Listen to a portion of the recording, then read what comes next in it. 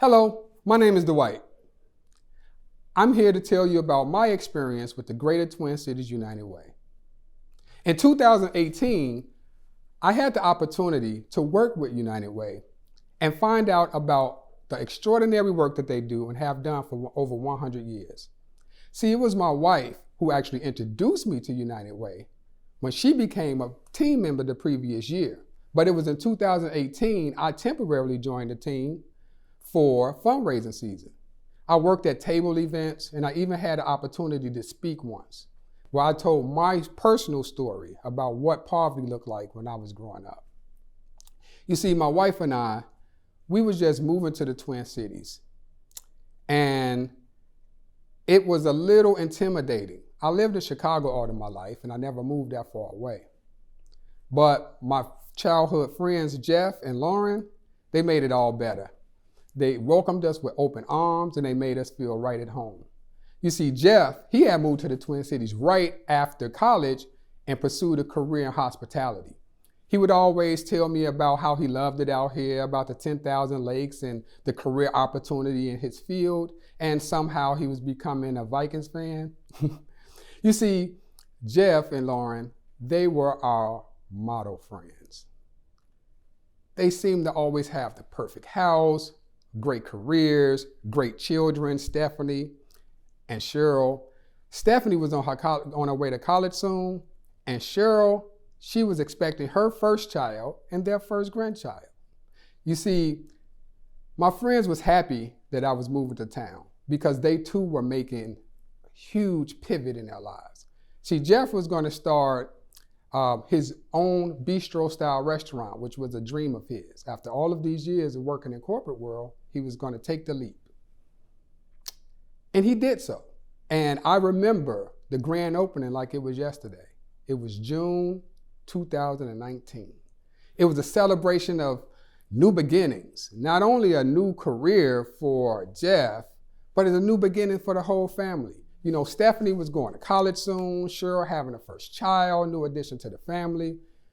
So they were adjusting to their new lives as business owners, soon to be grandparents. It was awesome. The restaurant was off to a great start, and it seemed to be a hit. But about 6 months later, I think that was January of 2020, there began news coming from the CDC, and we're hearing about an emerging outbreak. No one knew what to do with this news or how to feel or what was to come next.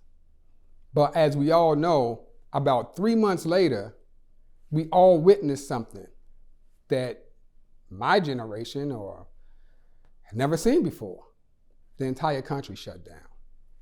Now, mind you, Jeff's restaurant was only 9 months old when these shutdowns happened. And before he could reach profitability, my friend had to close the doors to his restaurant. Now, this was a scary time for everyone, and it was a real curve and an adjusting period. Luckily for my wife and I, working from home and remote was nothing new, so it helped us with those adjustments. But that wasn't the same thing for my friends Jeff and Lauren. You see, their restaurants had only been open for 9 months.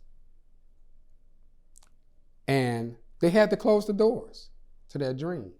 He applied for those relief funds, but he did not qualify for those programs.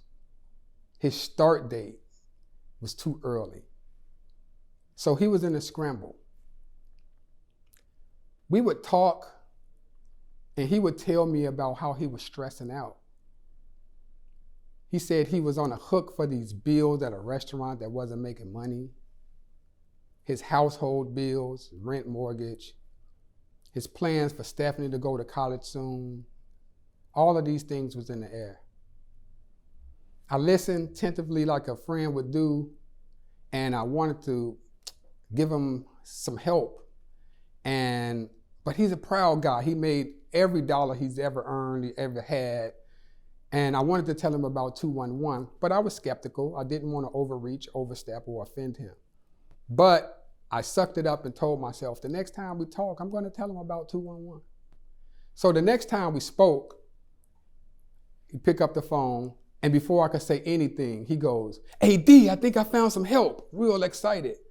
And I'm listening, and he says, "Lauren found a card with 211 on it," and I called the number.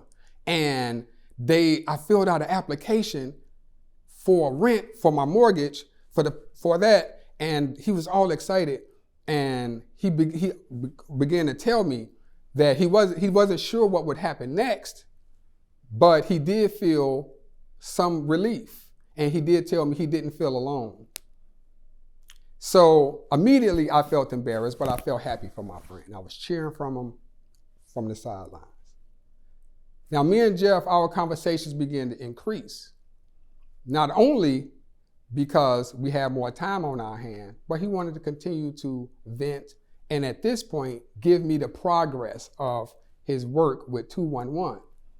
He told me that not only did 211 give him an application to pay his mortgage, but it also gave him a resource to pay his electric bill and also a resource for a contactless food shelter. I was happy for my friend when he was giving me these reports.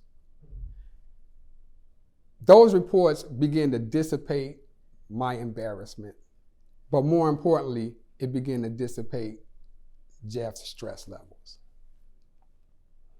Now fast forward. The entire family, Jeff, the wife, the kids, they made it to the other side of the pandemic intact. The resources that they received from 211 helped them save the family house, a house that Cheryl's baby would call Graham's house for a long time. And yes, Stephanie made it to college. She went to her dad's alma mater. The story that I just told you, I watched it happen with my friend, and I watched United Way help my friend. That, in combination with my experience with working with United Way back in 2018, it made me come back this year as a speaker so that I can talk about and rave and blow the horn about the great work that United Way is continuing to do. When I walked up to the building this year, there were some changes, including a mantra on the wall. It said, "Changemakers unite." I thought to myself, how accurate, how fitting that a 100-year-old organization can continue to change lives, and change in real time. See, with over 120 nonprofit partners, Greater Twin Cities United Way touched over 500,000 lives last year. And through 211, like Jeff said, he was right. He wasn't alone. They took over 480,000 requests for help. About 200,000 of those were requests for housing. See, it's people like you and me that empower the change makers to continue to make change and make change in real time.